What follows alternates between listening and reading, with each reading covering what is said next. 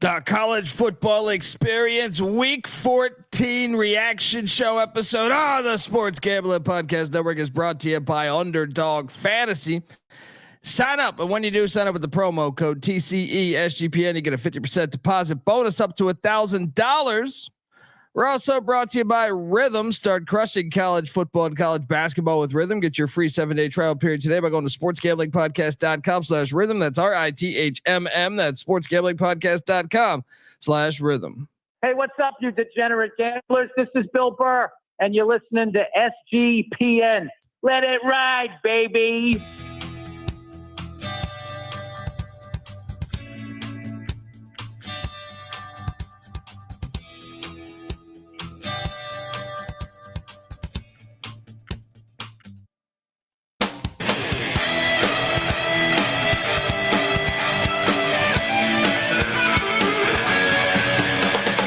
Yes, yes, yes. Woo!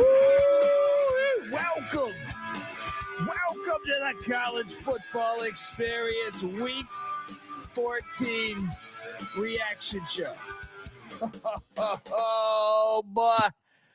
I mean, we got the dogs howling in the background. Damn, Muddy's going hard. Wow. He's ready. He's ready.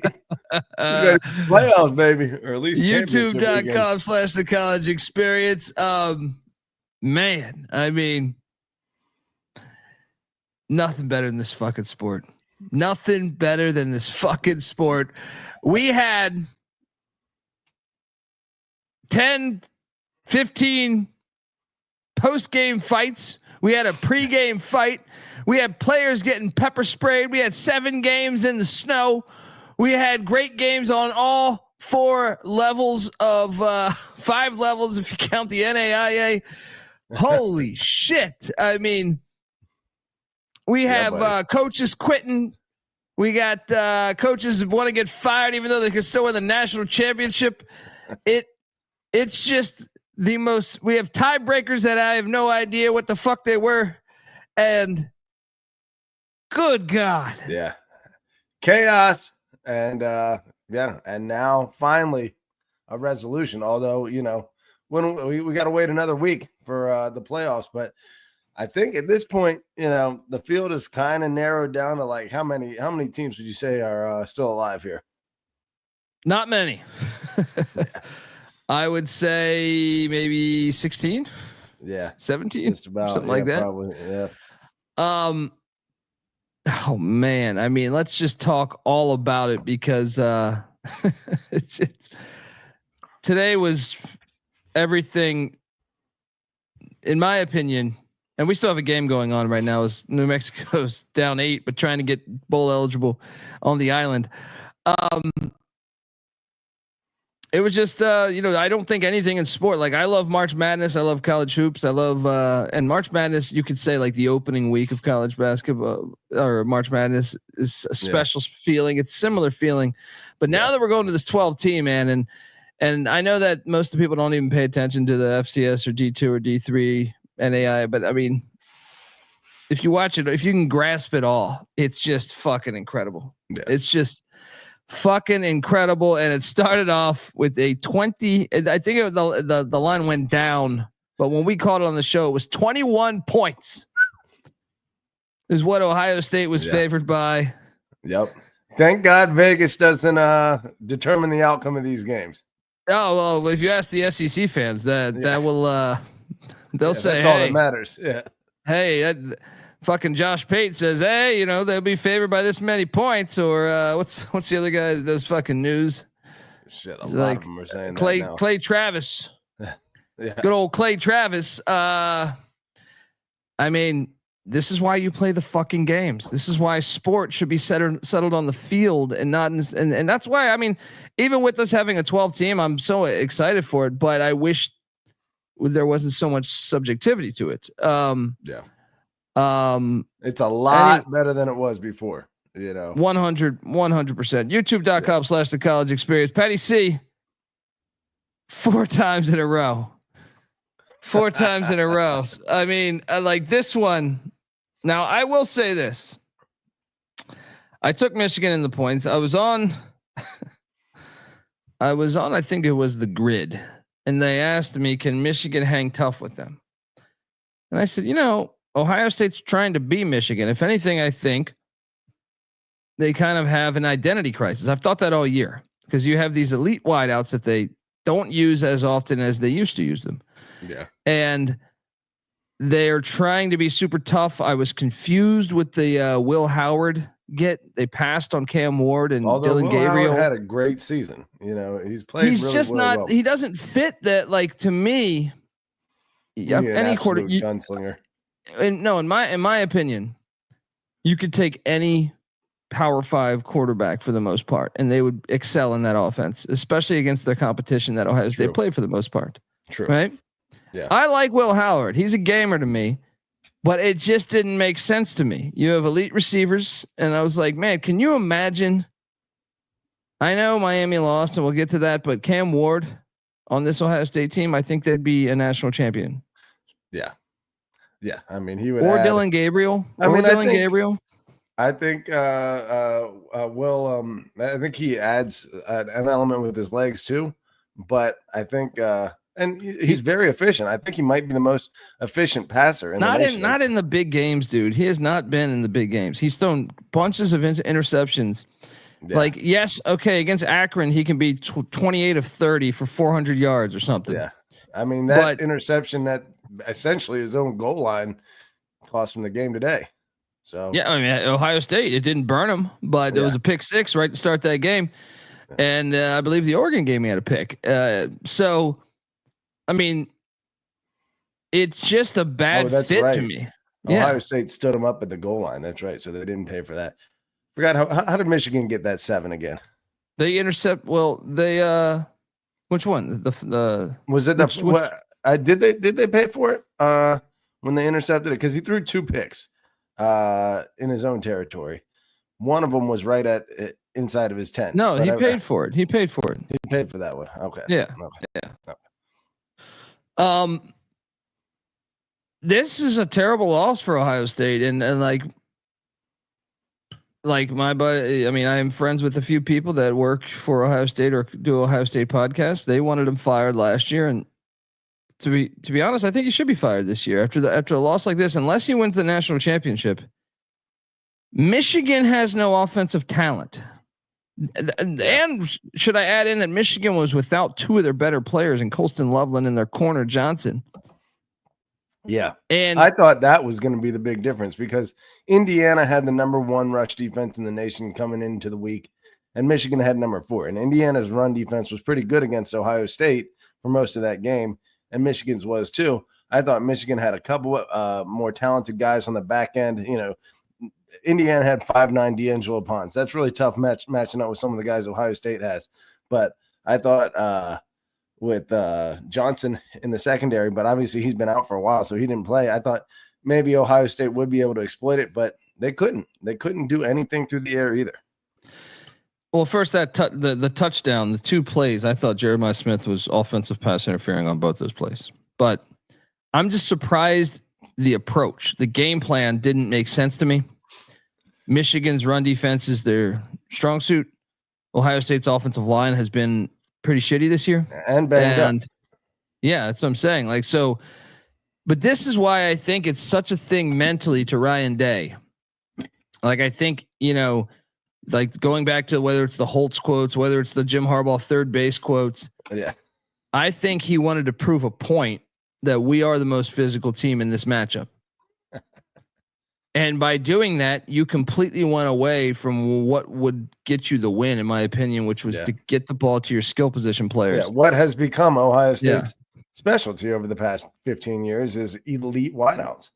Yeah, and they can, or even just getting the ball to, like, Judkins out the backfield in the passing game. Like, it was just a terrible game plan to me. It was an absolute terrible game plan. Now, at the same time, yes, they probably, even with the terrible game plan, they were in position to win that game if their kicker doesn't miss these field goals. And Michigan, threw a couple terrible picks in bad spots for them. But I mean, yeah, Warren is not a good quarterback either. That was a terrible game of quarterback. Oh, dude, that one in the end zone was so killer because I could see it coming from a mile away. I could see him coming off the guy. And I go, no, don't fucking throw it. Don't throw it, dude. But man, I mean, this is as shocking, I think, that of an upset, and this is why you play the games on the field. I don't know, like Day's gonna. You know what it reminds me of is John Calipari after he lost to Oakland last year. Yeah, remember he was like giving him shit while he's walking his dog and stuff, and he read the tea leaves, man. He was like, you know what? I'm a millionaire. I know my buyout's gigantic, but maybe I should just look for another opportunity, dip out. Cause I'm not trying to get fucking rat poison every time I could go to a restaurant. You know what I mean? Yeah. Like, I think 4 in a row will get you pretty darn close to, a riot in Columbus. So yeah, I mean, maybe he needs to do the same thing. Do you think that's a possibility? He was he was saying even the lead up to this week that he goes, it's been terrible on my family and my life. The loss to Michigan. Well, now it's only going to be. It ain't gonna get better. The other Michigan team won a national championship. This was Michigan team was 7-5. All right, this was the year to catch them. And next year in Ann Arbor, they're going to have a lot more talent. Yep. I mean, if I'm him, I'm looking at that West Virginia UCF job. Now, if he wins the national championship, but I'll be honest, you might want to slide into the DMs of the athletic director at UCF. Say. I mean, that's a major step down. I feel like he could probably hold out for one of the better gigs in college football. Like a team like USC, they're not going to fire Lincoln Riley most likely, but they'd probably be happy to take Ryan Day, get the results that he's produced. They'd be ecstatic with that. I still don't know how good of I think anyone can coach. Like, I think you could take any Power 5 coach and they would have the same record, maybe even better. You're probably than right. Ryan Day. Yeah. I don't know. I think he's usually he does a good job, but he keeps crapping the bed in this game. And then, some of the other ones, I don't blame him for the Clemson loss a few years back in the the playoffs. LSU loss, the Georgia loss, the Oregon Alabama loss, twice, two Oregon losses, one a couple of years ago with Cristobal. I mean, he gets them really, really far, but I think you're right. I think Ohio State, pretty much anyone's going to walk in the door and get that done. So. Now, after the game, Michigan goes to plant the flag. Ohio State takes offense to us. You can hear the videos. Yeah, I'm gonna play my flag on my field. I like it. I say, Jack Sawyer, good for you. Don't let that crap happen. Defend your. I mean, I don't. Yeah, that's fair. I mean, look, I think it only makes the rivalry better. Mm-hmm. Tear down the flag, but I mean, you got cops pepper spray, cops from both sides. Pepper spraying. This is fucking great. It's like going to a Dub V game, right? Everyone's getting pepper sprayed. You got fucking trainers sitting there crying. Yes. Yes. I'm off. And by the way, me saying that, I'm also pro the opposing team trying to plant your flag on midfield. I think that should happen. Yeah. I mean, there should be fights. Yes. In rivalry games. Yeah. I'm okay with it. A little squabble ain't the end of the world.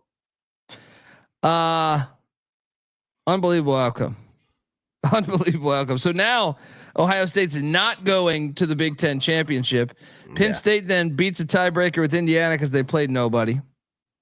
And you now have Oregon and Penn State in Indianapolis next week. Dude, it could be Oregon's year. I know that. I don't know if you're sold on that. Obviously, they put it on Washington. I mean, I have a future on Oregon, but they still haven't looked very elite to me this year. Okay. What is it about them that you feel like isn't legit? Defensively? Yeah, and just a little bit. They're still a little gimmicky to me. They're always doing going for 2 and fucking. It's just kind of it's still a little gimmicky to me. Now, I will say landing they could. I have a future. I think they could still win the national championship, but I don't think it's hey, this team looks far and above better than anybody else. Oregon to me could lose to anybody in the field. Boise State, in my opinion, outplayed them that game. And Boise State's probably going to be coming into it with the notion that they're the least. 4 seed. Yeah. Well, that's ridiculous if that happens. Yeah, I agree with you. I think the Big 12 champ should probably take the 4 seed. Yeah. But what's that? If they hold on to that, then that could be the semifinal, Oregon versus Boise. So at that point, maybe we see Boise in the national championship. It is wide open.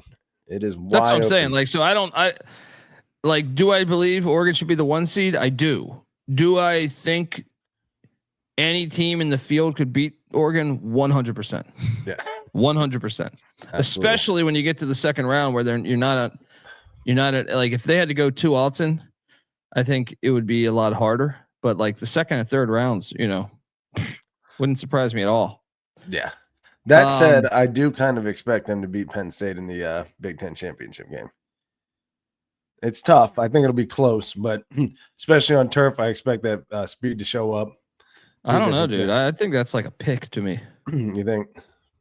I mean, I guess Penn State Lanning's been a little bit better in big games than Franklin, so I guess maybe Oregon -2. Penn State team seems a little better than usual, but yeah, it's tough to say. Yeah, that game becomes fascinating now. What a fucking game! I mean, I like how bad is this in Columbus? Like, will they be able to recover from this? Because now you're looking at them like playing a road playoff game now. Yeah, I would love to go through the bracket, but I know we're going to do that on a later episode, or you guys will.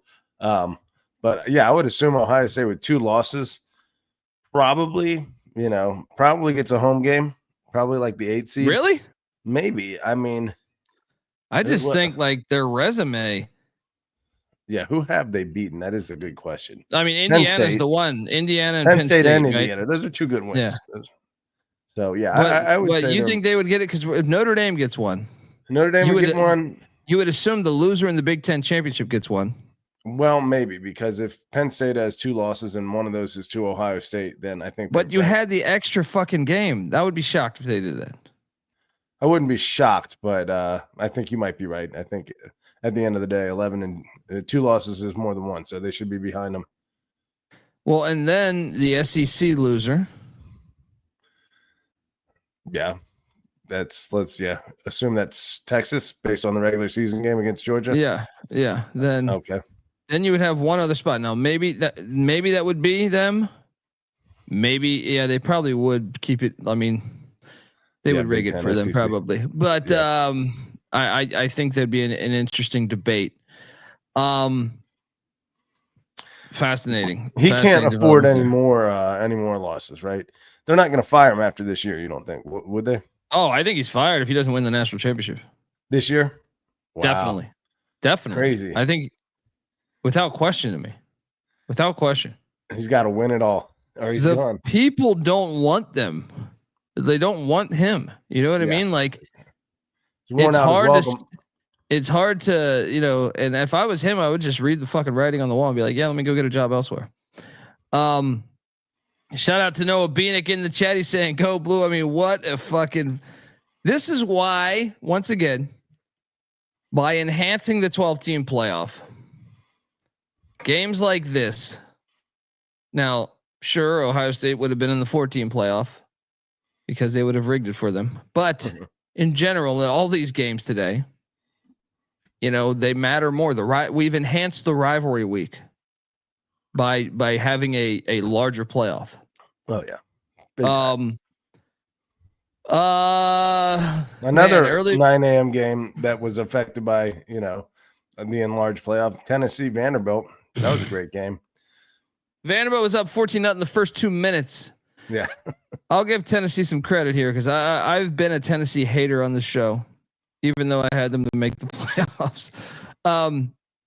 I don't think their offense is very good, but today it went when it needed to today. Dude, that Vanderbilt safety. I don't know how many times you can get picked on for 80-yard touchdowns, but also just Tennessee's defensive line dominated Vanderbilt's offensive line. Like they could not get any breathing room. Yeah. Tennessee gets a huge win. The yardage difference in this game, 538 to 212. Yeah. Yeah. That shouldn't be a 13-point game. But dude, what's crazy in this game? Pavia gets intercepted in the end zone. They were about to go up, if memory serves me correct, they were about to go up 21-0. And that was the pivotal play in this game. He throws like a 30-yard pass into the end zone. It's a hell of an interception. It wasn't a bad ball. It just kind of just the hell of an interception. It bounced off of 1 out of 100. Does that get picked? Yeah. But that from that moment on, yeah, he flips over and it lands on his stomach. Yeah. Okay. Yeah. From that moment on, Tennessee dominated the game. Absolutely dominated the game. Yeah, Vandy needed all those breaks, and that was the one that didn't go their way. If they're up 21-0, maybe it'd be a different story, but I don't know. Tennessee's D-line just fucking destroyed them, dude. And the defensive backfield from Vanderbilt, pretty fucking bad. That's the most impressive Tennessee's offense has been to me all year. I know you could say they had a 700-yard game against Kent State. I don't care. Like, this is at least a decent opponent. Yeah. And pretty balanced. 257 through the air, 281 on the ground. Yeah. Dominant. Yeah. It was a very good performance. Folks, want to tell you that the college football experience is brought to you by, we're part of SGPN, and it's Thanksgiving week still. You got about 24 hours to get in on this action. 25% off everything in the merch store with the promo code Black Friday. That's right. 25% off everything. Get yourself a Pick Dundee t-shirt, a Mike Leach t-shirt, all that good stuff out there. Swing your sword. Get on over there. Promo code Black Friday. We're also brought to you by Underdog Fantasy. Yes. Underdog is one of the biggest menus for all the sports, college football, college hoops, all the pro sports, NASCAR, MMA. You can now use specials and boost on all flex entries as well. So sign up. And when you do, sign up with the promo code TCE-SGPN to claim your special pick plus first time deposit offer up to $1,000 in bonus cash. UnderdogFantasy.com, promo code TCE-SGPN. Oh, man. I mean, huge win for Tennessee. At that same time slot, Louisville 41, Kentucky 14. This was an easy play. Easy fucking play here. Man, you weren't playing around when you said that Braum has this game circled on his calendar. They should have gotten him last year, and he made up for it this year big time. You know what's crazy about this Louisville team? And I know you made fun of me on this on the pick show. They're not far off from being fucking 12-0. Like, when you really look at this, like the SMU game was a terrible call. The Miami game, terrible call. The Stanford game, super terrible call with the late hit, or not even late hit, trash talk. It was trash talk penalty. The Notre Dame game, even the Notre Dame game, like Chris Bell, ball bounces right off his hands. It gets picked. That was only a 7-pointer against Notre Dame. And they had a block punt. They gave up a block punt. Like, they were fucking kind of. I don't think they're super legit, but I'm just saying, like, you shake this out in another sim, that could be a 12-0 team. That's true. I mean, you think about those losses, all those teams are in the playoffs. What was it? We said Notre Dame, SMU, Duke. Miami. What was their other loss? They didn't lose to Duke. Miami. Stanford was the one that was the blemish, but that was kind of bullshit. Yeah. Unbelievable. And then we got to talk about South Carolina Clemson, because this game was awesome. In my opinion, much like Michigan. Like, Michigan, in my opinion, stole that game from Ohio State in a way. Yeah. I think Michigan outplayed them, but Ohio State was playing with their food for a while. I felt the same way with Clemson. Clemson was probably up majority of this game, right? Yeah. Although I don't think it was nearly as much of a, an advantage, a superiority being displayed by Clemson. I thought South Carolina was right there with them the whole time. All I'm saying is this. South Carolina had a 3rd and 16. 3rd and fucking 16. With under a minute and a half left. 9 out of 10 times Clemson's going to stop that. But Lenora Sellers pulls a fucking incredible run. Yeah. For a game-winning touchdown. And then Clemson, in like 3 plays, gets the ball right down to their fucking 16 or 18 yard line. And then a freak interception happens where the game would have went to overtime or Clemson would have won. I thought South Carolina had some Beamer magic today. Credit to them. They won the game. Sellers is a magician. He's going to be a fucking beast, dude. He is going to be so good in a couple of years. To be a freshman. Yeah. Can they hang on to him? Can they fucking hang on to him is the question. I don't see why not. He's SEC material. I mean, where else is he going to go? That's I guess there are a few places. Bama, Texas, Georgia, Tennessee. I mean, there's a bunch that could call him. I mean, Ohio State might call. Yeah, that's true. Yeah. Could get snatched. But I feel like after this year, I mean, do we feel that South Carolina isn't a pretty legit team? I would expect them to be. I mean, they're obviously fringe playoff right now. Yeah, that's going to be a fascinating thing. Is like with Ole Miss beating Mississippi State, with Bama beating Auburn. They have losses to Ole Miss and Auburn. Or I'm sorry, and Bama. Yeah. So how do you put them in? They're like one of the hottest teams in the nation. Yeah, I'm seeing some projections with Bama in right now. I know we'll get to that later, but I think South Carolina is probably a better team if I had to guess, but I wouldn't override the head-to-head results. So the fact that both Bama and Ole Miss beat them straight up, I think you got to honor that. So I do think that puts South Carolina on the outside. Dude, this was a steal. Look at this. South Carolina got their first lead of the game with 1 minute and 8 seconds left in the game on a 3rd and 16. That's a stolen win. That is in my opinion. Yeah. Now, I mean, it wasn't like Clemson was so much better, but I just feel like if you play that game, majority of the times Clemson's going to stop you on that 3rd and 16, or they're going to score on, or kick a field goal that we go to overtime, and we'll see. But Bama, but South Carolina has just been a fun story, man. I love it. It's a great story. I would love to see them in the playoffs, but I do think it's going to be pretty wild for the committee. I don't know how. I personally think South Carolina is probably a more complete team, certainly to me, than Ole Miss, even though Ole Miss blew them out. But hey, they didn't have Lenore Sellers that game. Hey, can we talk about that?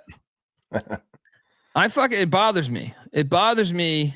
Last night watching the Georgia Tech game, which was phenomenal, even though the refs were fucking horrible. Yeah, but they were.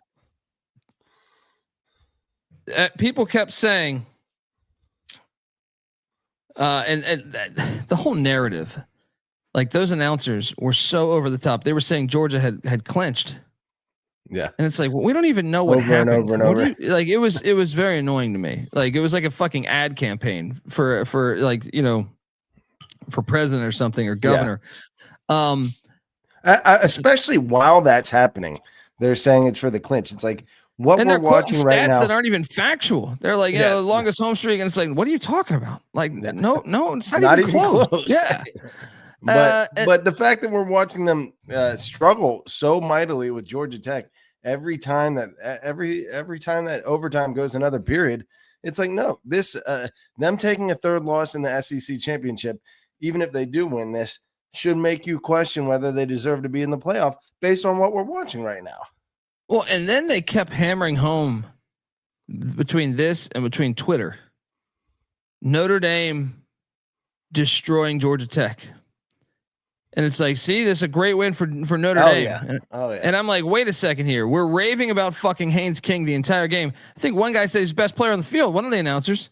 This guy, he's unstoppable, best player on the field right now. He didn't play against Notre Dame. You can't. It's the same situation what we're just talking about. Lenore Sellers didn't play against Ole Miss. We should mention that if we're going to keep Florida State out of the fucking 14 playoff a year ago because of your backup quarterback theory, then damn it, South Carolina's loss to Ole Miss should be mentioned that they didn't have Lenore Sellers. And the same situation should be mentioned for Georgia Tech not having Haynes King against Notre Dame. It's digging just too deep. If it's not completely surface level, it doesn't matter. It bothers me. It's like, they're like, oh, what a great win. And I'm like, well, they started a freshman. You know what I mean? Like, okay. Slightly different team. Right. Huge win for South Carolina there. Army 29, UTSA 24. Mikey and look, I stand corrected. I was told that they weren't going to be able to hold the AAC championship game there, but apparently they are. So Tulane, who had lost on Thursday to Memphis, what a choke job, by the way, by Tulane. They're going to have to go to West Point. I think it's on Friday night. how do you see your thoughts on Army going undefeated in the AAC this year? A hell of a season. Obviously hasn't played elite competition, struggling here at home against UTSA 6-6. But look, 11-1 is 11 or what? No, they're 10-1 right now because they still have to play Navy in a couple weeks. But amazing first season. Bryson Daly, 190 passing yards, 147 rushing yards. Does he belong in New York City for the Heisman ceremony? Maybe if there were more than if there were 5 that went, then he should go. But it's only 3 that go. Yeah. What do you think of Rice hiring Scott Abel? Scott Abel, where was he before? Davidson. He runs the triple. That's right.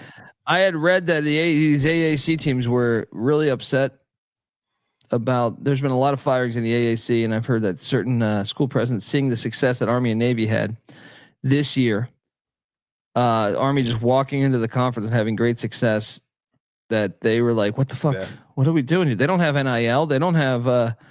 So Rice goes out and hires a triple option coach. There it is. It always comes back around to that. Yeah. It's a great hire. Yeah. I want to play something too. There's a game that also happened.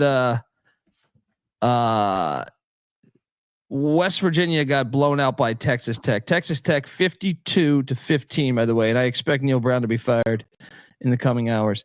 That was ugly. Was it 35-0 in half? Yeah, I mean Texas Tech, pretty damn good football team this year. What, they finished 8-4. Yeah. Here's Joey McGuire making a lot of sense after the game. From last year, won the SEC. If Oregon wins the Big Ten, hang on. Team from last year won the SEC. If Oregon wins the Big Ten, that means a Pac-12 team won the Big Ten.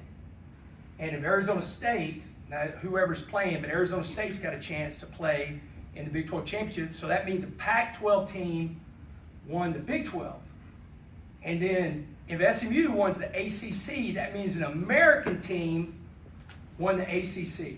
So I think it's absolutely embarrassing what this football committee and, we got to back up what we need to do on the field, so they get pissed off at me, but it's absolutely embarrassing what they're doing to this conference. And if they look at it that way and they sit there and say, who's playing the best football, who's the most competitive conference, who week in and week out, what you see on tape and how the games that you got to play, I think the Big 12 should be in. The Big 12 champion should be in the Final Four, right?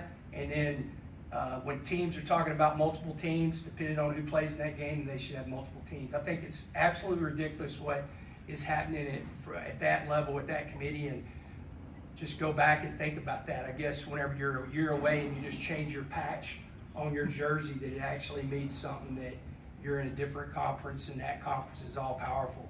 I mean, we all saw last night what the ACC did, to the team that's going into the championship of the SEC. I mean, Georgia Tech played a great game. Got to watch every second of it, man, and I was rooting for them, especially because, the quarterbacks, his dad's a great friend of mine, and he's such a special kid. But I just think we need to relook at this and quit looking at what patch and what logo it says on your jersey, what conference you're from, and look at the tape. I know some of the guys on there, I'm shocked that some of the old football coaches that know what they're looking at are not having more of an influence whenever it comes to that committee. So I hope they do. And man, that's my deal for the Big 12. He makes so many good points here. So wait, SMU, an AAC team, is in the championship game in the ACC. Probably favored. I don't know but either way, it's going to be a close game, close spread either way. Texas is in the championship game. Texas, who comes over from the Big 12, where they won the championship there. Only one in the past 15 years, but last year they did. Yeah. So they walk right into the mighty SEC, and they're playing in the championship game. Same with the SMU and the AAC.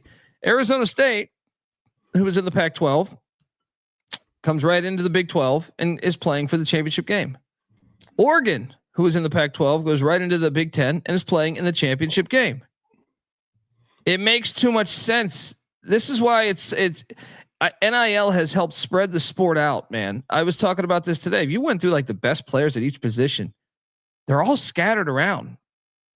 They're all scattered around the country. You know what I mean? Like they're not as it was. Yeah, it's like some in every conference for the most part. I think that they should consider that, and that's it's kind of crazy. I didn't think of it from that point of view. After seeing that, I go, this guy's completely right, and we're changing it because of a patch. But clearly, he's on to something. And I mean, Colorado was a tiebreaker away. You know, they the same record as Iowa State. They didn't play. They're a Pac-12 team that came into the Big 12 as well. I mean, in a sense, he's not really making a great argument as for the quality of the Big 12. If teams that were in the Pac-12 and weren't succeeding so much before come in immediately. No, I think he's but saying, I know though, he's saying that all the Power Five is pretty damn equal because we just did we just did a musical. What he's saying. We just did a musical chairs. Yeah, we just did a fucking musical chairs, and guess what? They all succeeded elsewhere for the most part. Right. You know what I mean? Day one and are all in the conference championship. And even the other teams, I feel like I said, I think, you know, Cal was 6-6 in the Pac-12 last year. They're 6-6 in the ACC this year. Right. Washington would be the one you could throw stones at, but they lost their whole goddamn team and their coaching staff. So I think you wouldn't be able to use them or use, you know, some of these other teams for the most part. But I think it's a great point that the group of five, or that the Power Five, and maybe even the top of the group of five, is all similar. Very similar. I mean, I know. It's irrelevant what the quality of the Pac-12 has been. You know, previously, I know that it was probably considered one of the weaker conferences typically, but obviously last year was maybe the strongest conference. But so, is that a recent development that the Pac-12 is that much better and succeeding the following year? I don't think that's his point. I understand what you're saying. I think that is his point, that it doesn't matter. It could be SMU and the American, and they come in and kind of dominate the AAC. They went undefeated in the ACC. Yeah. I mean, I think that's his point, is that clearly if you're looking at these Power Fives by being, this one's in this conference and this one's in this conference. Well, we just saw them all get shaken up. And the conference that you thought was weak, conferences that you thought were weak, their champs or their better teams just went to the new conferences and dominated.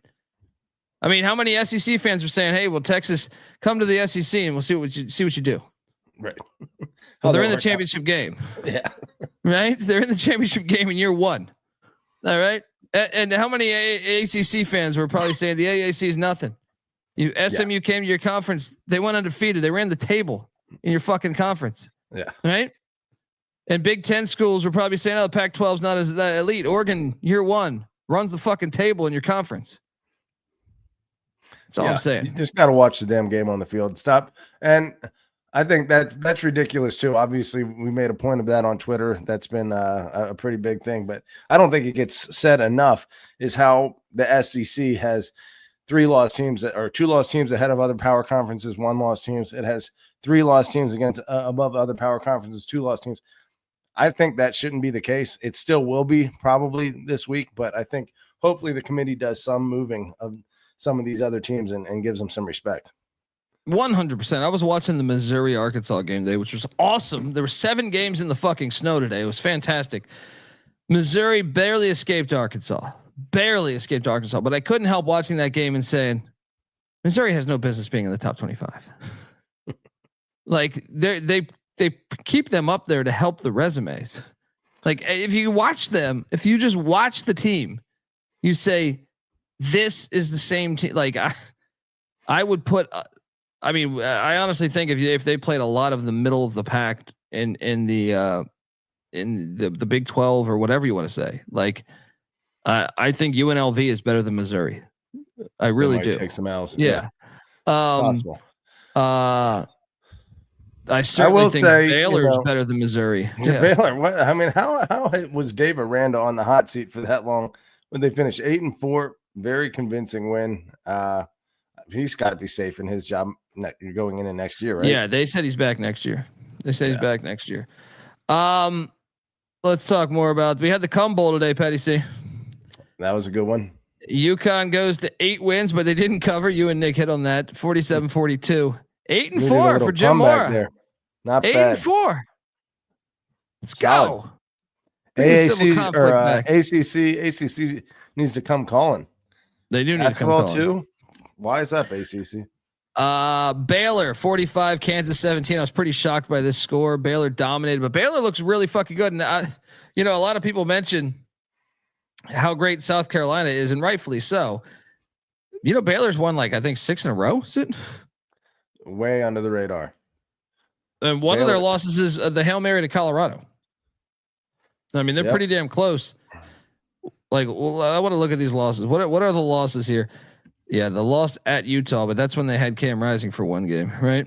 I gotta go dial this up. They lost at Colorado by 7. They lost to BYU by 6, and then they did get fucked up by Iowa State. Those are good losses. They are good losses, but they're certainly playing really good football right now. I was shocked. I thought Kansas would get to a bowl, but it did not happen. 5-7 for Lance. Ran out of steam. I was on the under with Kansas, but I just thought they'd get to 6-6. No. Illinois covered against Northwestern at Wrigley. Always cool to watch a college football game at Wrigley. Did you see the ending to the Duke Wake Forest game? No, I did not. What happened there? And by the way, I want to shout out someone Danny Dumbshit just gave us $20. Appreciate you, Danny. Boom. Didn't mean to skip over that. So this was a 17-17 game with 8 seconds left. On the final play of the game, Malik Murphy threw a 40-yard touchdown pass to win the game. Man. 9-3, Manny Diaz, year 1 in Durham, North Carolina, Patty C. Very impressive. That's a great first year. Oh yeah. I mean, I think that's probably around their ceiling. I don't know that it's ever going to get better, but he could probably parlay that into a better coaching job if he can replicate that 1 or 2 more times there. Well, they're throwing money into their football program, man. I think they might be able to. If you continue to build this thing up, I know they've focused on throwing more money. I think they're reading the tea leaves too, with basketball being in the, they're not in the driver's seat with the conference realignment thing. Yeah. This is what I feel like. What were they 9-3 or 8-4 last year? Duke, that pulled up. They were 8-5 last year, right? Lost the bowl game because Elko wasn't there. They were 9-4 in 2022, so they've had 3 straight 8, 9, 8 and 9. Yeah, that's what I'm saying. And you wonder with that money behind that if you continue to invest. Now, let's pause for a second. Their non-conference this year was Elon, Northwestern, UConn, and Middle Tennessee. Not exactly. UConn won 8 games. That's true. Let's give a little respect there. But the rest of them, they play Northwestern every year, though. Yeah. The year before, Lafayette, Northwestern, UConn, and Notre Dame. Okay, 3-1 out of those 4. What do they do in 2022? They went Northwestern, Northwestern, North Carolina, A&T, and Kansas. Some of those are respectable, but they usually lose to the respectable teams. Or maybe they're 500 in some of those power conference games. Yeah, they're a respectable program at this point. Yeah. Hawaii up 8 with 28 seconds left. Looks like they're going to grab the win. They are, and they keep building on that. West Virginia is going to know what the real ceiling is for Duke. I feel like to me, you put more money into it, they can be as good. I mean, and nowadays with NIL, that's what I'm saying. They have money. They have more money than a lot of ACC schools. To some extent, in the Mid-Atlantic, I just feel like there aren't a ton of offensive linemen to just line your front with, and so because of that, I think that's been a huge problem for the Mid-Atlantic, North Carolina up to say New Jersey forever. It's tough to build you have a ceiling based on that. I mean, Virginia Tech got where they were based on insane athleticism. And great coaching. I don't know that Duke could ever replicate that. But yeah, I just think that 9-3 is pretty close to Duke's ceiling. I don't know. To me, you throw more money into it, I think it's a brand new day and age of the sport. And I think you're seeing it. You're seeing it right now. You know what I mean? I think you're starting to see it. And It's like what Stanford hired Andrew Luck to be their general manager, right? Yeah, which I didn't even know was a position. Yeah, that's everyone's got a general manager, but I'm saying like if Stanford ever wants to, they got more money than planet Earth, man. Like Stanford could go out and get every fucking recruit if they wanted to. Yeah, I don't know that they're ever going to, but I'm saying like Duke to me, Stanford's got the same ceiling as like Michigan or Notre Dame if they really commit to it. Well, I think that's what Duke should aspire to be.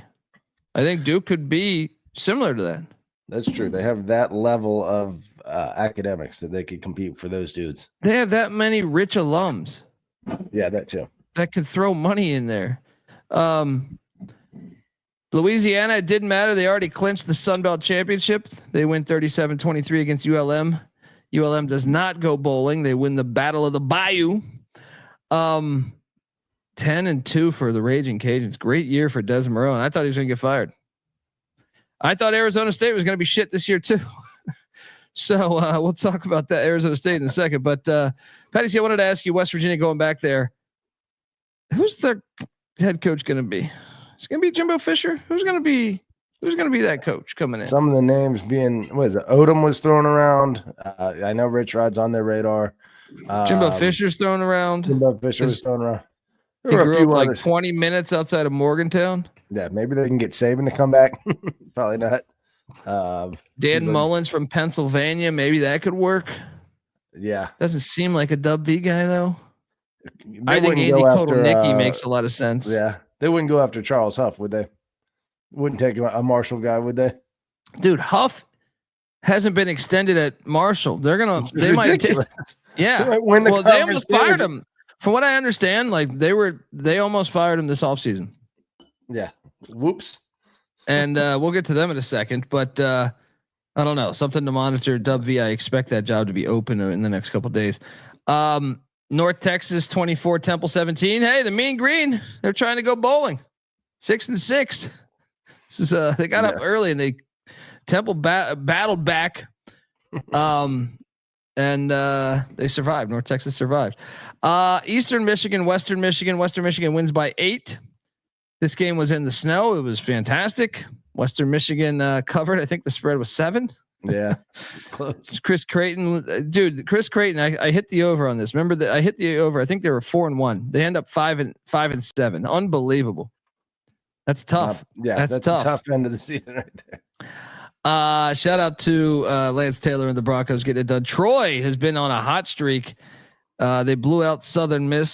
Southern Miss goes 1-11. What happened to the days of them being all right? Mike McIntyre and FIU do win against Middle Tennessee, but 4-8. I don't know if he's another guy that might get canned with that pit bull blood money they got there. Yeah.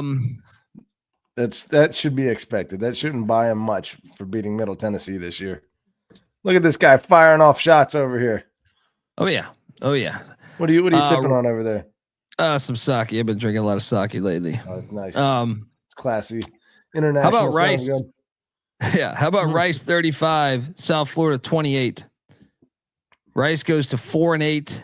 Dude, South Florida. What the heck? They're 6-6. They're going bowling, but man, they're a phony 6-6. Yeah. Golesh's name got thrown around. Here are their wins. Bethune-Cookman, right? Yeah. Bethune-Cookman is not a good. They're 2-10 in the FCS. Southern Miss 1-11, right? UAB 3-9. Yeah.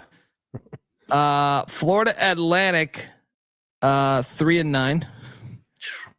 Charlotte trash. All their wins are trash. Charlotte 4-8, and then Tulsa 3-9. They are absolutely counterfeit. And they get to go to a bowl game. What a world. Hey, they won. They beat the teams on their schedule. So got to give them some credit for that. I'm getting called out for drinking like a sissy in the chat. So shout out to the great GBO Farms, man. Congrats on that win. Yeah, and nice. I was talking about his Tennessee Tech Eagles the other day. I don't know if you caught that episode, but Old Dominion 40, Arkansas State 32. Old Dominion goes to 5-7. Arkansas State a phony 7-5. Old Dominion a phony 5-7 because they should be better. No, I think he does a great job, dude. No, I'm saying ODU should have had a better record than 5-7. Oh yeah. I think he's a good coach. Like I hope they don't think about firing him. Yeah, I agree. How about the fall of Pat Narduzzi and Pitt? They were 7-0. They end up 7-5. Boston man. College 34, Pitt 23. Patty, see your thoughts. They just fell off a cliff, and Boston College was kind of slapping them around. I think they dressed that up a little bit, but yeah. I mean, what do you think about Bill O'Brien?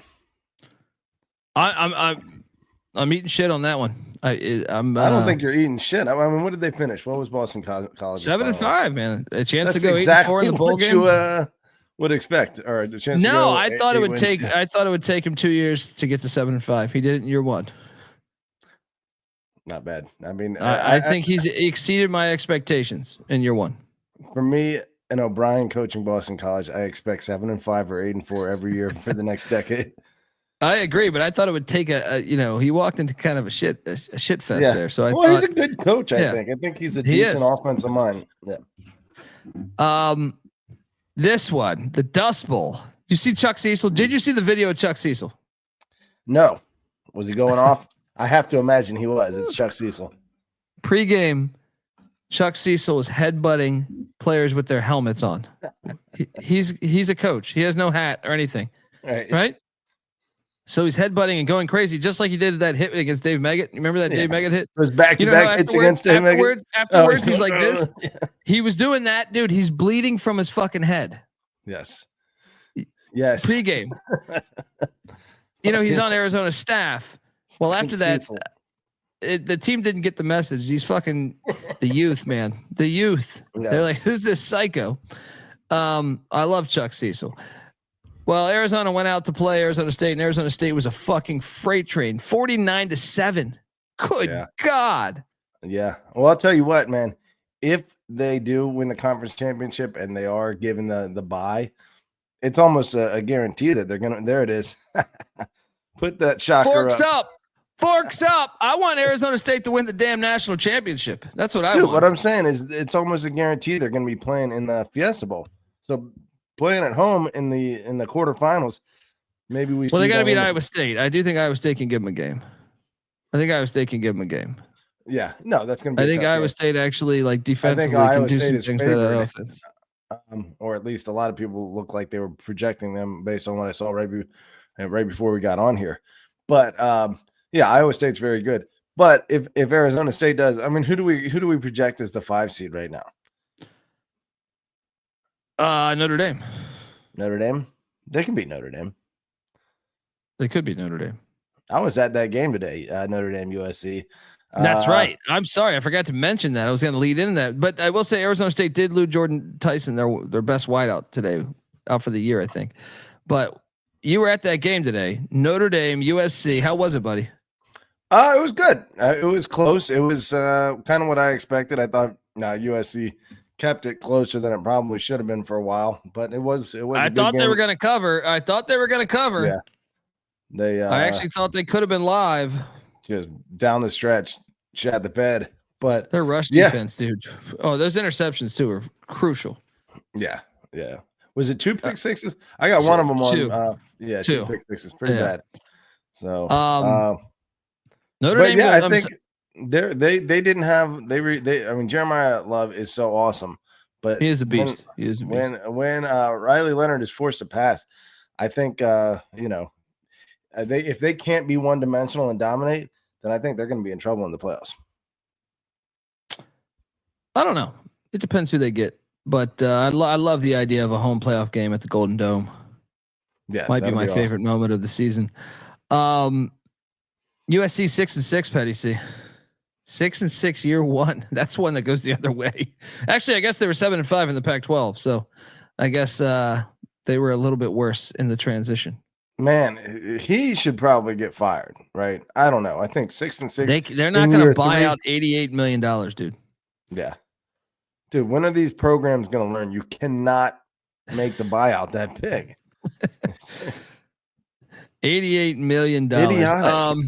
Yeah, folks, what to tell you, the college football experience is brought to you by good old mybookie.ag. They've been running with us SGPN for years.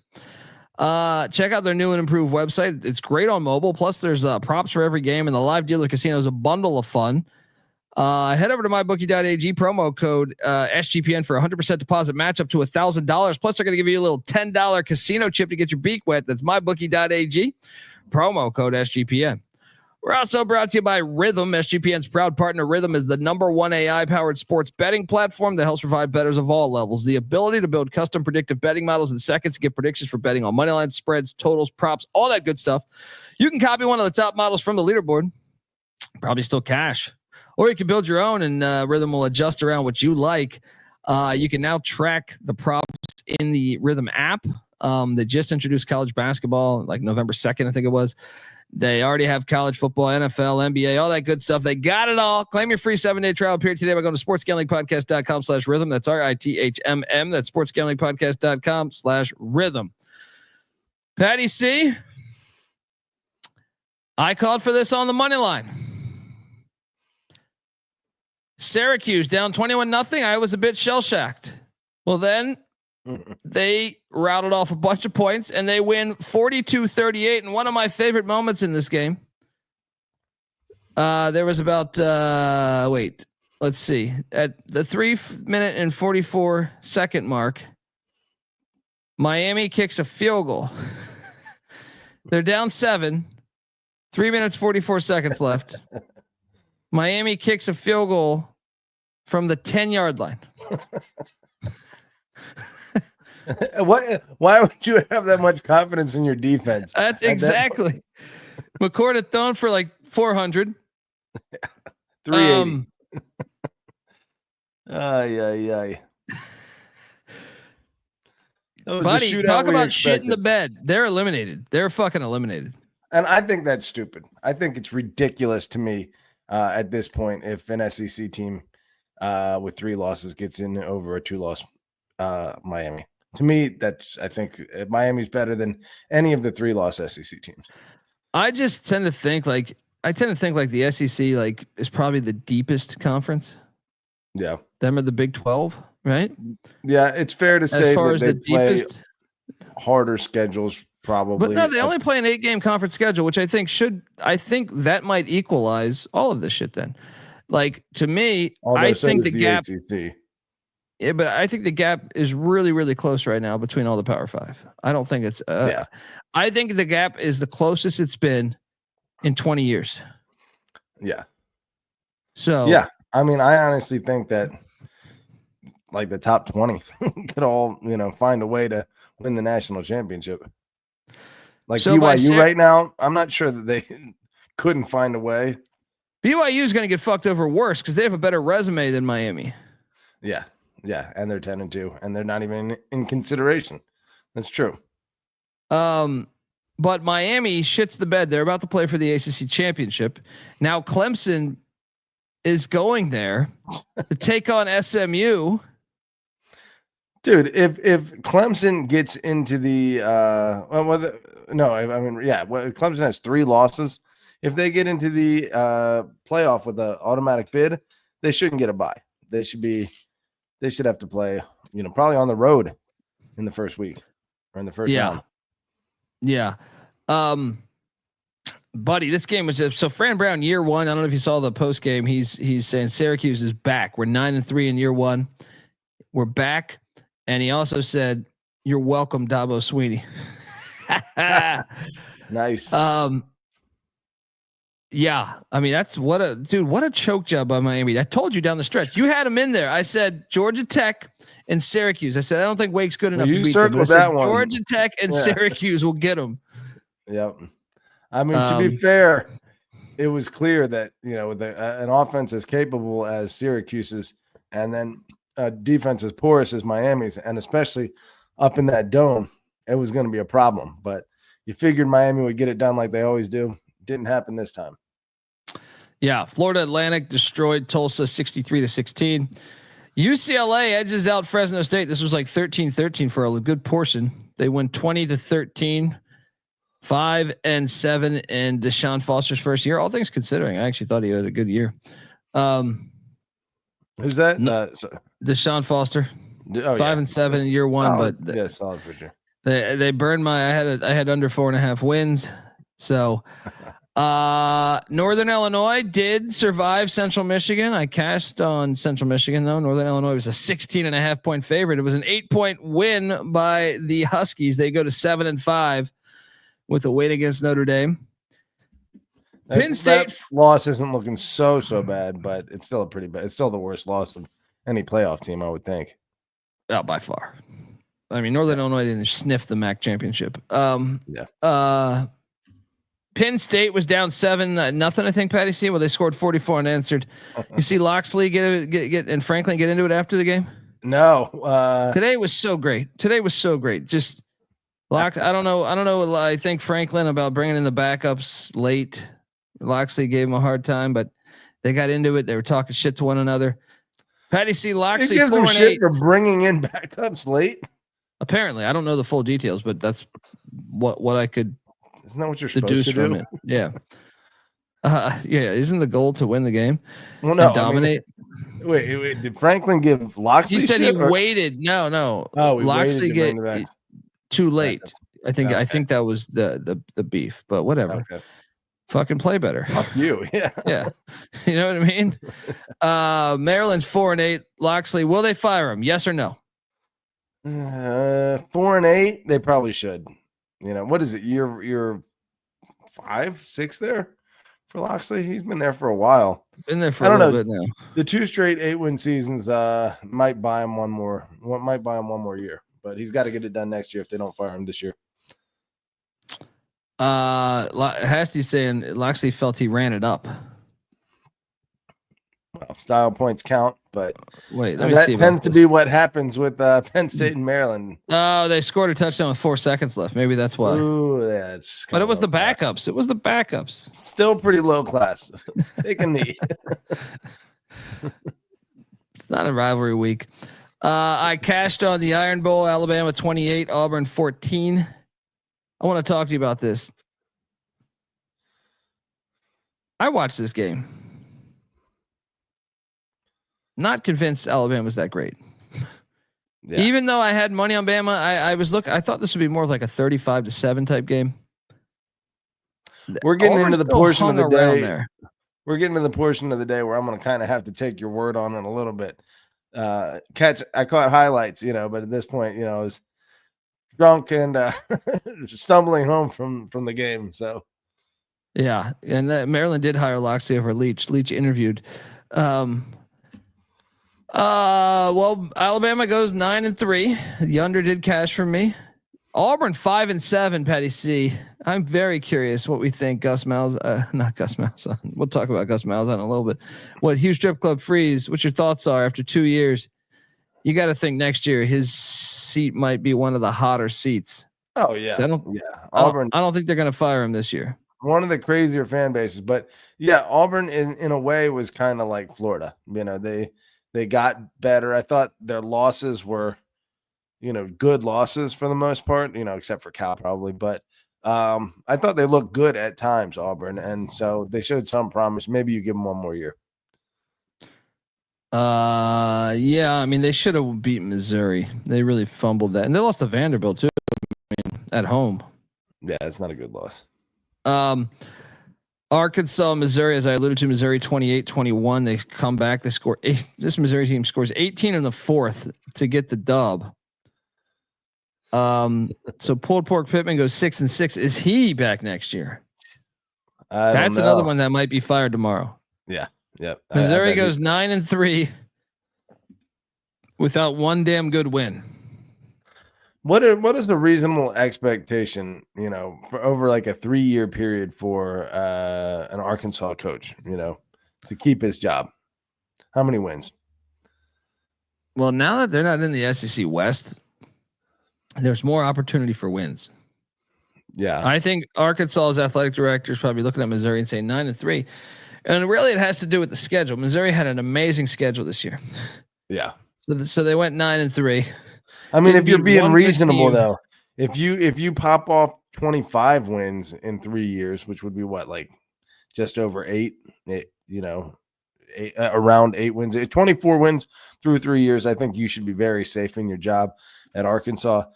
If you're down at 21, 7 wins a year, it starts to get iffy. If you're below that, then yeah, maybe they expect more than that. Jefferson Ewide saying Barry Odom to Arkansas is what he's projecting. That would be great. Oh man, that would make that rivalry fun. Well, he was the DC prior to UNLV there. That's so right. That's right.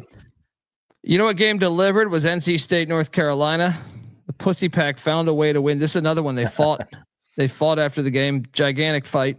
Beautiful. Now, was Mac Brown coaching this one, or yes, his final game? Get this, dude. NC State scores 22 in the fourth to come back and win. Crazy. This game was an awesome watch, though. I'll be honest. It was a very fun watch. Both teams go 6-6. They're both bowling. SMU 38, Cal 6. We should talk about SMU. I think if they lose to Clemson, they still should definitely be in the playoffs. Yeah, dude, I think 3 ACC teams should be in the playoffs. But yeah, SMU has certainly proven at this point that they are. Clemson's the hard sell because they'd be 4 losses if SMU wins the ACC championship. Clemson, yeah, then Clemson should be out. Yeah, no. If Clemson Clemson doesn't belong in the playoff. The only way that they should get in is through the auto bid. So good catch there. But SMU, man, dominating performance.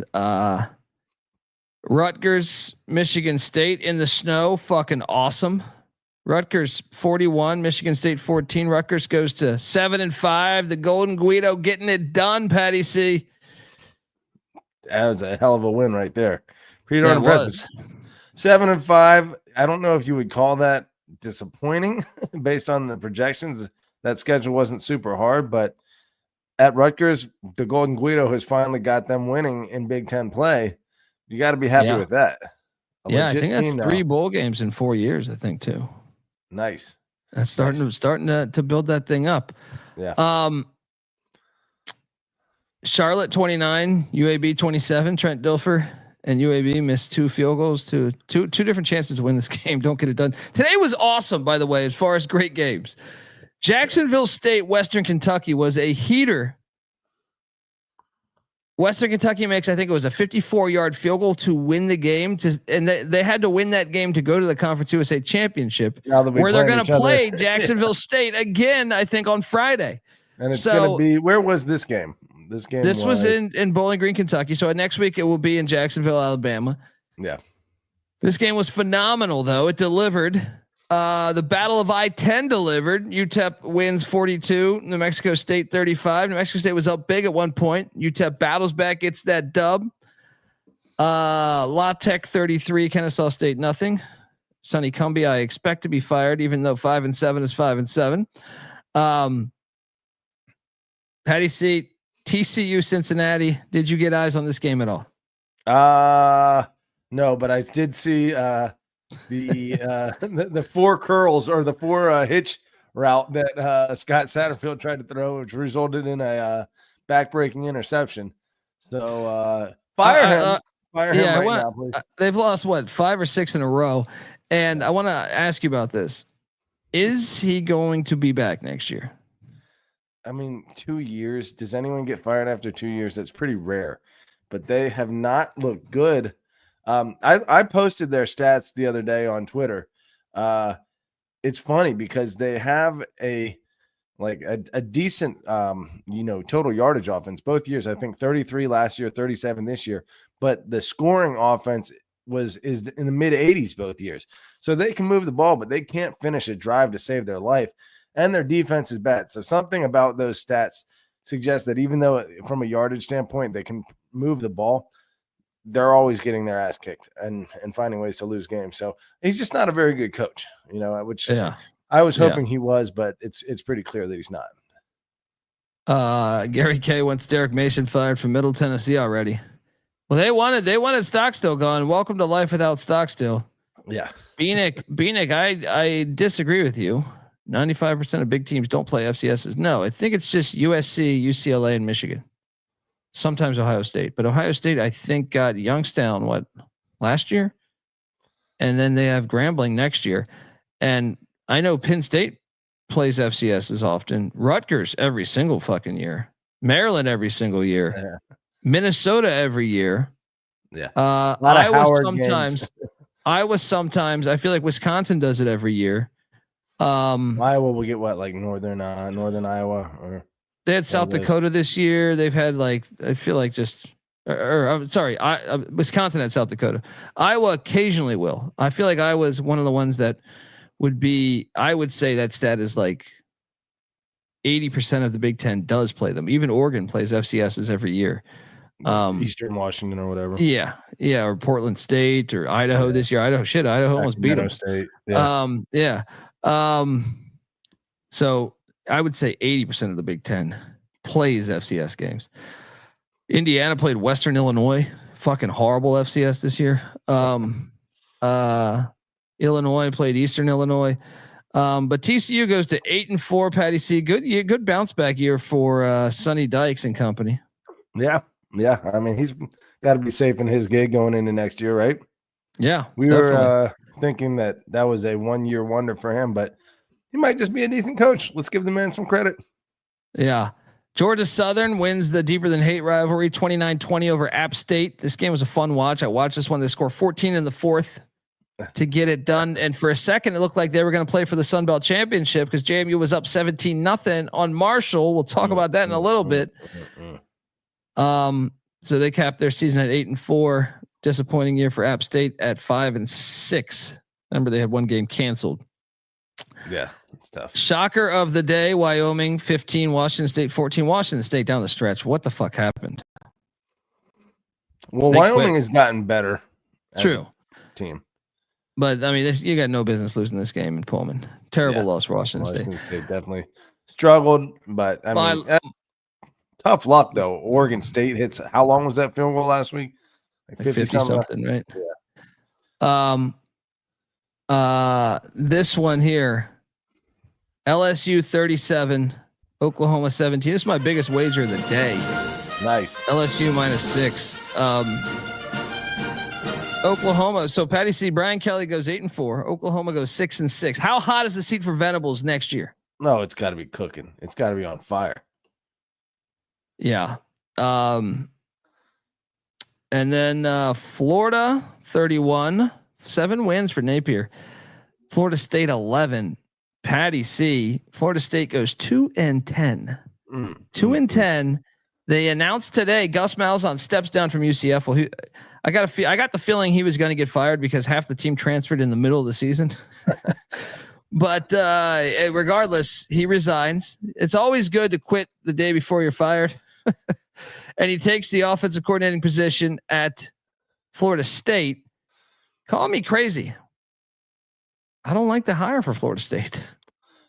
As him as OC? Yeah.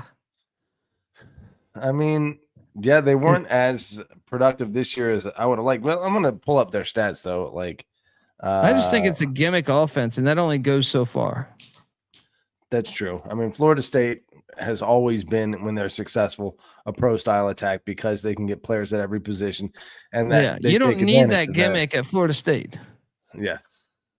Although, and it's been harder for Florida State. I mean, obviously the financial resources, they went to Saudi Arabia to get their money up, but apparently their facilities aren't competitive, and a lot of their I don't know how their NIL is, but either way, I think Florida State might not be getting talent as easily as they used to. So maybe they do need to go to a gimmick here to compete.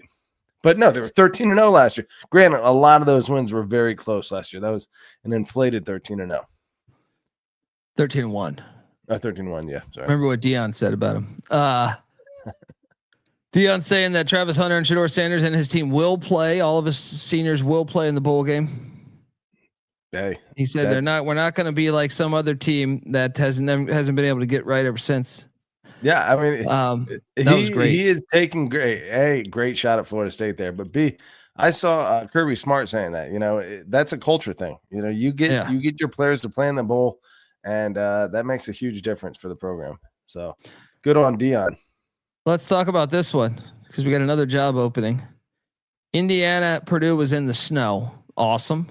Hanging 66 in the snow. 66-0. Yeah. 66-0. Biggest shutout victory for Indiana since since the AP. That job's opening started. tomorrow. No way they're keeping Ryan Walters, right? Yeah, he's gone. 1-11. They lost 66-7 to Notre Dame in state, and then they lost 66-0. So what's that? 132, 7 to 132 against in-state foes. He's getting his kicks on Route 66. Who could come in there? Didn't we nail this the other day? I feel like we nailed this the other day of who fits there. At Purdue? I think we said this on last week's show when we said someone's about to get fired. Who would be a good fit at Purdue? There was someone that was going to get fired. We thought that would fit right in there. Someone who could do more with less certainly would be a nice fit. Let me throw this out there. I can't remember what we said, but yeah. Elijah Surratt, 8 catches, 165 yards, 2 touchdowns, 84-yard touchdown. Just throwing that out there. Yeah, I noticed against shitty competition, he happens to have good games, Well, I'll say this. Against Ohio State, he couldn't get the ball because they couldn't get the ball off. They were sacked every fucking play. So I think his stat line suffered there because against Michigan, he only had 1 catch. Against Washington, he only had 1 catch. By the way, everyone hating on Indiana beating Michigan close. Can we revisit now that Michigan's beaten Ohio State? There we go. It doesn't look so bad to beat them close anymore. They should host a playoff game. I want to see them hosting a playoff game. They made their statement, man. They are definitely in after that. I want to talk about this game here. Texas 17, Texas A&M 7. Shout out to Texas. You deserved the win. You were the better team today without question, even though I do think that 1 touchdown being overturned is complete horseshit because he didn't catch the ball all the way to the ground. I mean, how many times do we see that turned over? However, A&M, this was exactly what I feared. The first drive of the game. I don't know if you saw this, Patty C, but A&M drives all the way down the field. First drive of the game, and Marcel Reed throws an interception in the end zone. They had to be super conservative with him. I said, I think on this very show, he should not throw more than 14 or 15 passes. He threw 23. And he was the difference in the game to me, but also horrible play calling, horrible fucking play calling. A&M blocks a punt, sets them up inside the 10. They get to the 1 yard line and they get stopped. 3 tries at the 1 yard line. Now, having said all that, I do think Texas was the better team, but I still have when I watch Texas, I still have to me, I think they're very beatable. Yeah, but I do think they were the better team today. I think this was A&M, this was their best win of the year.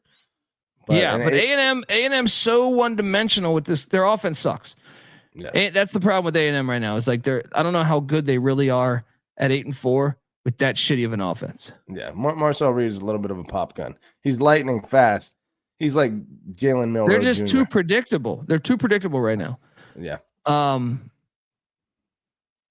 Great win for Texas. We got Texas, Georgia in the SEC championship. That will be fun, with the exception to it being at Mercedes-Benz. Yeah. Washington got blown out by Oregon 49-21. Oregon did look great. I didn't mean to downgrade the win. I mean, a good win's a good win. The difference is Will Rogers didn't play. They went with Damon Williams, the freshman. I just, when I found out that news, I was like, damn it.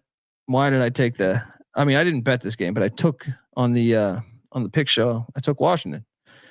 I did not know until it was too late, but Iowa State, Kansas State, Farmageddon, Iowa State 29, Kansas State 21. A hilarious safety in this game by Avery Johnson. Wait, what happened with that one again? I didn't see that.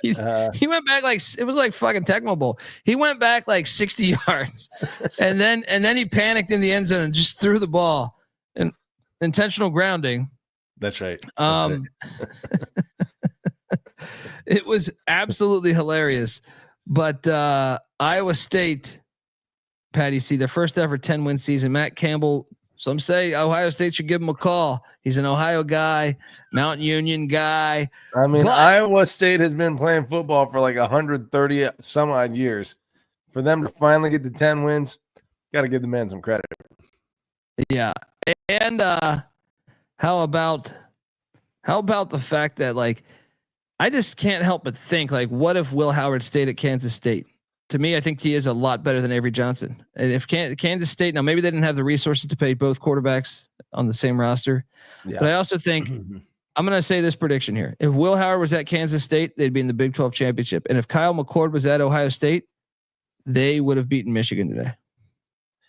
Do you really think? I guess Kyle McCord has proven himself to be a. He's a better passer. He's a better fucking passer than Will. Although Howard. he wasn't amazing necessarily last year at times. You know, he shit the bed in big games just the same way Will Howard. Yeah, but I think he took a step forward this year though.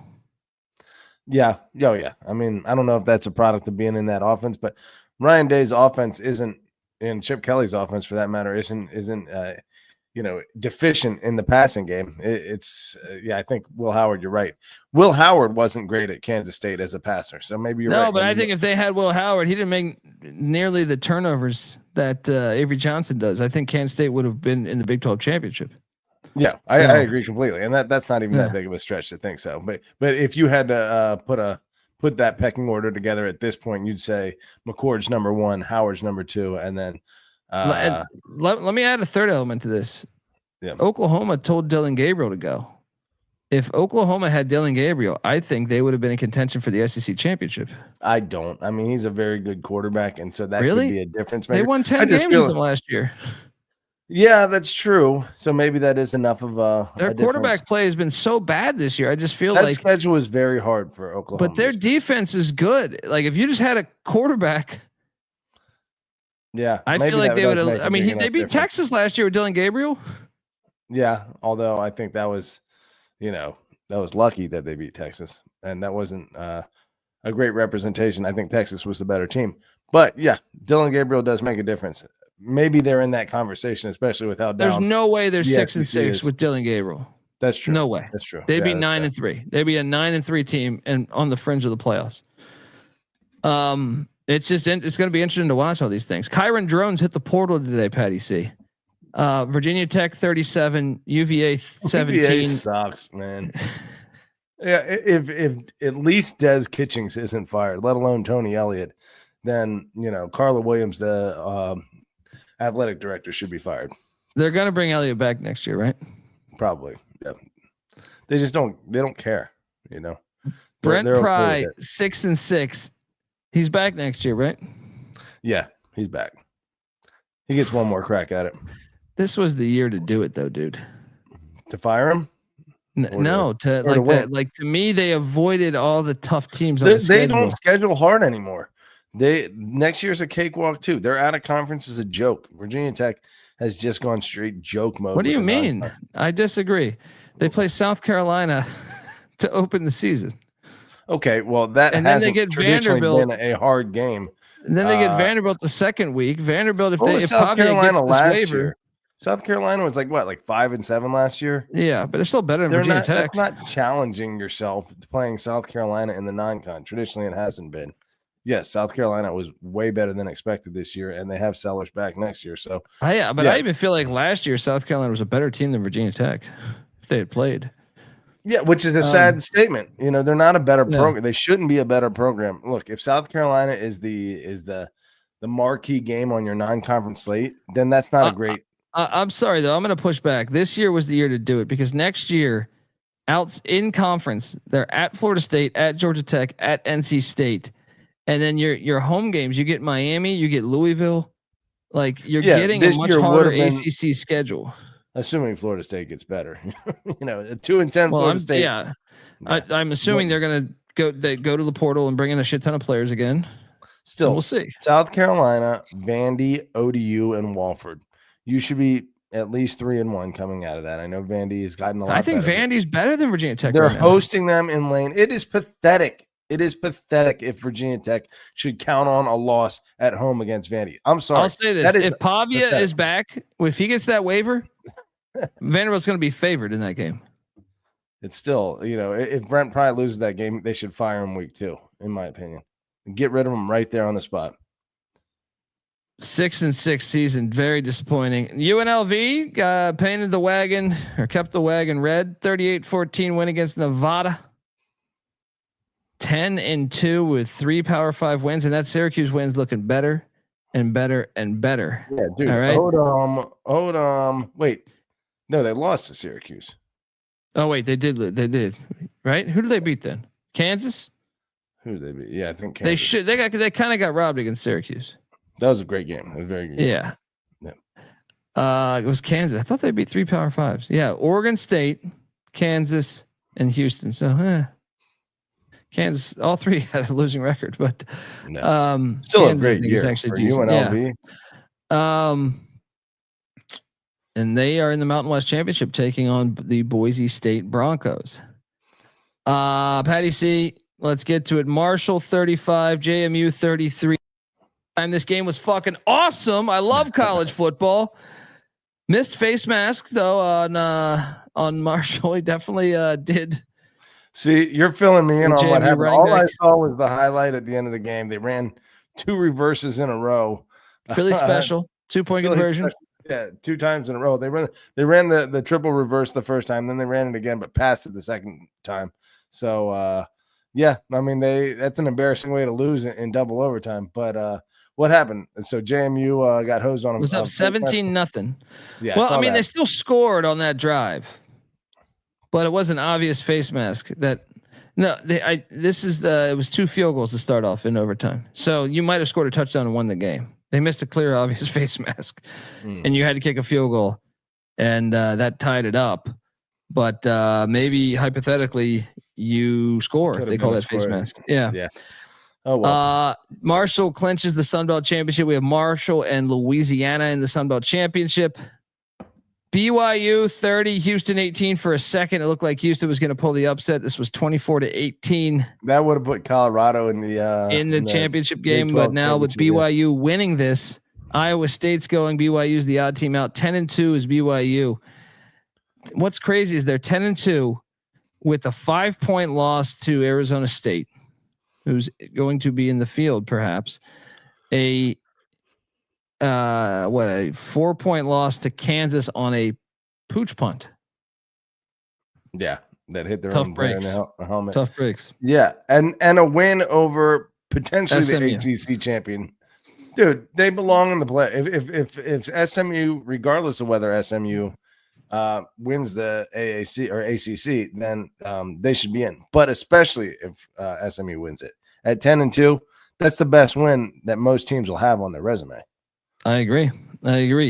Air Force stays red hot. They beat San Diego State 31-20. Troy Calhoun, they're going to be nasty next year. They end up 5-7. What a fucking! They win their final 4 games. That would be SMU's only loss, and they just wouldn't get BYU. to BYU, and they wouldn't get any consideration. Unbelievable. Yeah. Hawaii beats New Mexico 38-30. So Mendenhall did not take New Mexico bowling. It was close, but no bowl game. 5-7, still a great first year, I think. And then you had the outcomes yesterday. Obviously the Georgia Tech game we talked about. How about Iowa, Nebraska going exactly 13-10? Great field goal by Iowa to beat Nebraska. Nebraska wouldn't shake their hands pregame. Yeah. Matt Rule walked through their workout session or something. I heard Nick Jackson, the UVA transfer for Iowa, talking about come play for Iowa. Our coach would never do that. Iowa cashed that win total over, by the way, on 7.5. San Jose State and Ken Niumatalolo knock off Stanford, Patty C, 34-31. Nice. Good job. He's doing an unbelievable job in year 1. Yeah. What did they finish? 7-5. 7-5. Solid. Yeah, that's a good first. Win total was like 3.5, I think. Utah 28, UCF 14. And Gus Malzahn's final game at the bounce house. Ole Miss kind of looked like shit, but they survived the Egg Bowl. How about Sam Houston beating Liberty? Sam Houston 9-3, knocking Liberty out of the CUSA championship game. Let me ask you this: is Mississippi State better than their record? You know, they've played a bunch of teams pretty close. Only lost to Georgia by 10. Only lost to Arizona State by 7, both on the road. And then against Mississippi, who's a fringe playoff team. They got housed by Toledo, though. I mean, I don't know. They're all over the place. Yeah. They're all over the place. In certain games, I think they do look good, but they gave up like 60 to Arkansas. So hold on. Would Liberty have gone to the championship with a win? To the Yes. Conference USA? Yes. They blew it. Gotcha. Sam Houston State got them. Colorado State is another one. Had they beaten Fresno State last week, but they scored 29 in the fourth to come back and beat Utah State. 8-4 season for Norvell. Yeah, you missed out on the Mountain West Championship, but 8 wins. Good. Getting that program going in the right direction. Yeah, for sure. Texas State storms back against South Alabama to upset them. South Alabama and Fluff Bothwell go 6-6, still bowling. Shout out to Texas State for that, even though they were a little disappointing this year. Minnesota 24, Wisconsin 7. Patty C. Wisconsin had a long bowl streak, but now they are 5-7 and they are not bowling. You're right. Fickle is probably got one more year to get it done. I mean, I think that's obvious, right? I think so. And if memory serves me correct, don't they play at Alabama? Isn't that the back end of that home and home? Oh man, brutal. I just want to quickly look at Wisconsin's schedule for next year. You think he's going to make it there? No, he's done. They're not showing any signs of improvement. I mean, who knows what they have they figured out what they're going to do offensively next year? I don't know. No, but I can tell you this: their road schedule next year, Patty C. At Alabama, at Indiana, at Michigan, at Minnesota, at Oregon. He's fired. Home games against Illinois, Iowa, Ohio State, Washington. Yeah, have fun. You know what? He needs to just get Barry Alvarez to like come in and coach the offense. He's like 80. Someone of that nature. Some of that ilk. Colorado 52, Oklahoma State nothing. Is Mike Gundy has he coached his last game at Oklahoma State? No, he should be given a very long leash based on what he's accomplished there. They were not a good program before he took over. Yeah. ECU with the lazy ass Blake Harrell hire. They get smacked by Navy without Blake Horvath. Fucking pathetic. 34-20. What a lazy hire. What a fucking lazy ass hire. I can't stand it. Hire. I just can't. He beat 4 teams that were terrible in the AAC. Here's the keys. I knew it was when they fired Houston so early. I was like, wait, this could be terrible because anybody could win. I could coach this fucking game and win this fucking game. How long? How many tough years do you have to endure here with him? Oh man, I'm a skeptic. 2 more. I'm a skeptic. Yeah. 3. I mean, no, they're not going to give him 3. He hasn't. Interim coach doesn't get that 3rd year guaranteed. I don't think. God, why do we do that? How about Akron beating Toledo 21-14? You hate on my Zips all year. Dude, that is a result that I would have never predicted before the season. Very impressive by Akron. Miami, Ohio beats Bowling Green. Ohio beats Ball State. So we have a Miami, Ohio and Ohio MAC championship game. Nice. And I think that's everything. Patty C. Let's talk playoff before we get out of here. Yeah. Rattle them off. The seeds right now. Yeah. Who do you got? Top. You have to assume one should be Oregon. Yeah. Right now. I mean, heading into this week. Oh, heading into this week. Okay. Yeah. Heading into this week. And then I guess project if you want. 1 should be Oregon. 2 should be Texas. Yeah. 3, they're going to put Penn State, but I would not put Penn State. 4 will be, it can't be Notre Dame because they can't reach that. Well, they can still be the 4 seed. Oh, but you're talking about what the playoff would be right now. Okay. Then 4 would be what, SMU? Or did we already Penn State couldn't be 3 if we're trying to say what the playoff is going to be. That's right. So it'd be Oregon 1, Texas 2, 3 SMU, 4. Who do you favor in Arizona State and Iowa State? I would say Arizona State, but I don't know. Flip a coin, pretty much. I guess you'd have to say Arizona State just because they're hotter right now. They've won. Where's the Big 12 Dallas, championship being played, Arlington or whatever. Filthy, stupid Jerry's World. Yeah. So let's put Arizona State in there, right? Okay. Yeah. That's your 4 that are getting bye weeks. The 5 seed is Notre Dame. What about Penn State? Are they ahead of Notre Dame or behind them?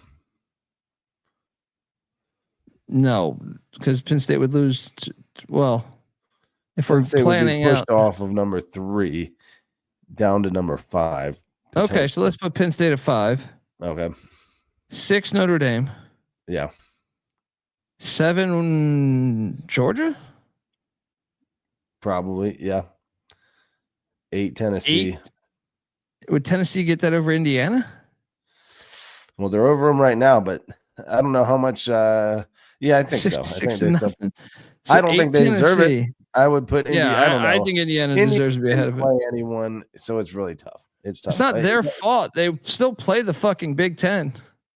This is going to happen every year to teams. It's like Missouri this year. It's like Tennessee. Frankly, I mean, Tennessee's schedule is a little bit harder, but the reason why I have a ticket for Tennessee to make the playoffs is because I looked at that schedule and I go, it's not very challenging at all. Right. Okay. No, but you think they'll probably have Tennessee at 8 over Indiana? I mean, I think Tennessee's probably. Would you take Tennessee to beat Indiana? I don't know about that. Neutral field. I don't know. That's a very good game. I think I would want to see more from Indiana against decent competition. Yeah. I mean, Tennessee beat Bama and they beat Vandy, right? Those are their 2 best wins, right? Which doesn't mean that much at this point. Those are good wins. I mean, Indiana's best win is Washington, 6-6 Washington. It's not I guess Tennessee, but Tennessee has a loss to Arkansas. Indiana does not have a loss to Indiana. Should be ahead of them. They should be ahead of them. It's debatable, but I wouldn't mind it. Obviously, I think. Well, they have 1 less loss, is my point. Right. Like, yes, Indiana would have lost if they played Georgia, just like Tennessee did. But I don't think Indiana would have lost to Arkansas.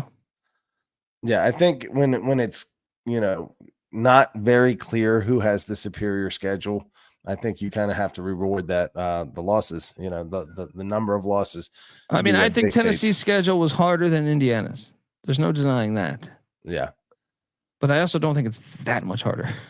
Right. And the loss to Arkansas is just something that that Indiana just doesn't have. So but they'll give it to Tennessee. So Tennessee will be the 9. What's it? 9? 8, no, 9 would be Indiana. Yeah. 10 would be Ohio State, I would assume. Yeah. I mean, they might even have 10 Ohio State higher than that, but because they beat Indiana. Yeah. Actually, so 9 Ohio State, 10 Indiana. Yeah. 11 and 12 Iowa State. Do you or do you put in Bama, or do you put in South Carolina? Do you put in BYU? Like Miami could still be in the mix. That's tough. I don't think it should be any 3-loss SEC team. That's my opinion. I think it should be Miami or BYU or Iowa State at this point. Okay, so let's talk about next week for a second. Yeah. You got this Friday, you got Western Kentucky, Jacksonville State. Jacksonville State's laid 2.5. I think Jacksonville State's the play, right? Yeah, at home. Yeah, so. Let's not talk about the spread actually, because that'll be our pick show. Yeah. Tulane Army. Who you got winning that one up in Mike Stadium? That's tough, man. I think the home field advantage really helps Army depending on the weather. Do I think Tulane's a better team? Yeah, but I think I would favor Tulane still on the road, if I'm being honest. UNLV at Boise. UNLV at Boise. I mean, you obviously have to say Boise, but that raises a huge question. If UNLV wins that, do they make the playoff? Does Army make the playoff? 3 Power 5 wins. Gotta give it to UNLV, right? Probably, yeah. Who else would even be in the conversation? I mean, Army would. Tulane, Army, and depending. Yeah, maybe if Tulane won, but Tulane with 3 losses. No, I think. Is there any way Louisiana would be in that? No, not really. Yeah. MAC championship is Ohio, Miami, Ohio. That stupid Ford, that trash ass Ford Field. Fun game, Battle of the Bricks. Let's get to Iowa State, Arizona State, Patty C. Who do you think? I know we have to do our pick show later in the week, but right now, fresh off of this matchup happening, I'm going to say Arizona State.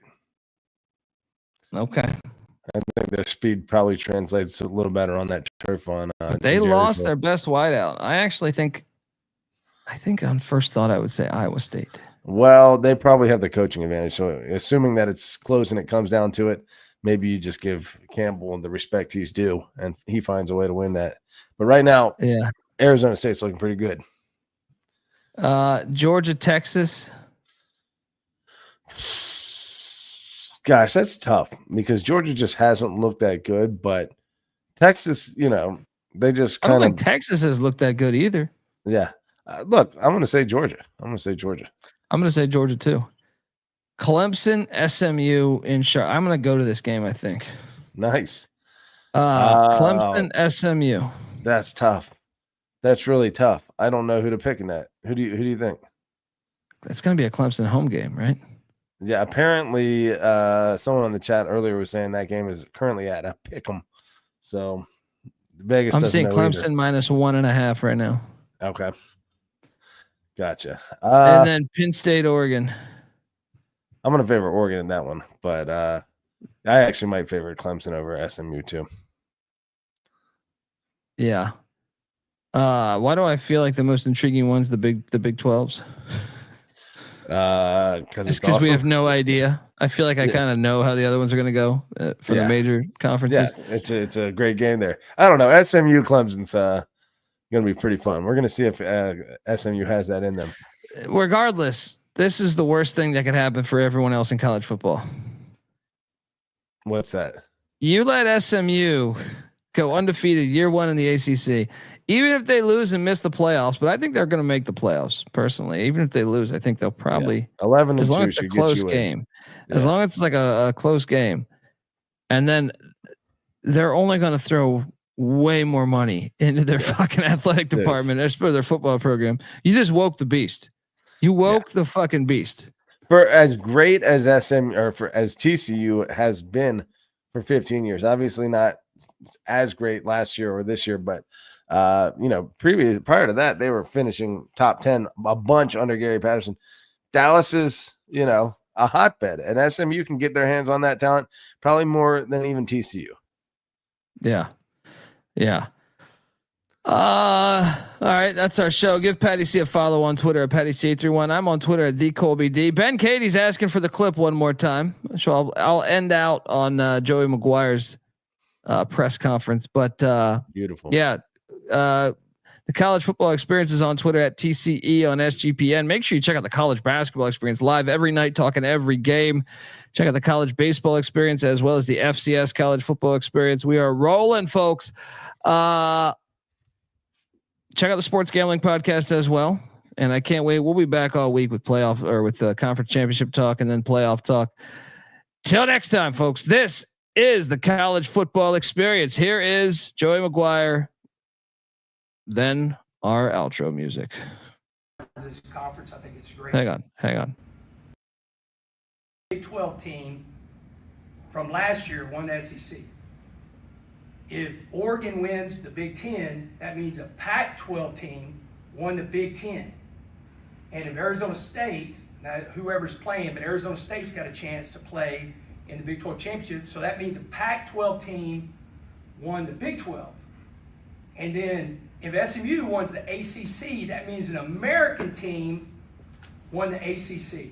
So I think it's absolutely embarrassing what this football committee and, we got to back up what we need to do on the field so they get pissed off at me. But it's absolutely embarrassing what they're doing to this conference. And if they look at it that way and they sit there and say, who's playing the best football, who's the most competitive conference, who week in and week out, what you see on tape and how the games that you got to play, I think the Big 12 should be in.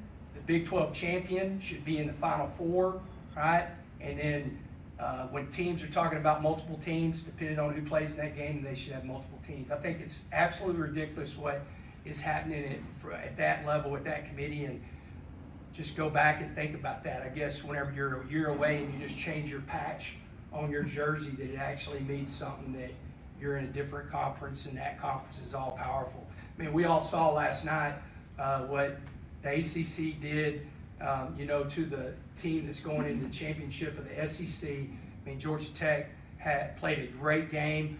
Got to watch every second of it, man, and I was rooting for him, especially because, the quarterbacks, his dad's a great friend of mine, and he's such a special kid. But I just think we need to relook at this and quit looking at what patch and what logo it says on your jersey, what conference you're from, and look at the tape. I know some of the guys on there. I'm shocked that some of the old football coaches that know what they're looking at are not having more of an influence whenever it comes to that committee. So I hope they do. And man, that's my deal for the Big 12, because I'm proud to be a part of this conference. I think it's great football, and man, excited to see what happens.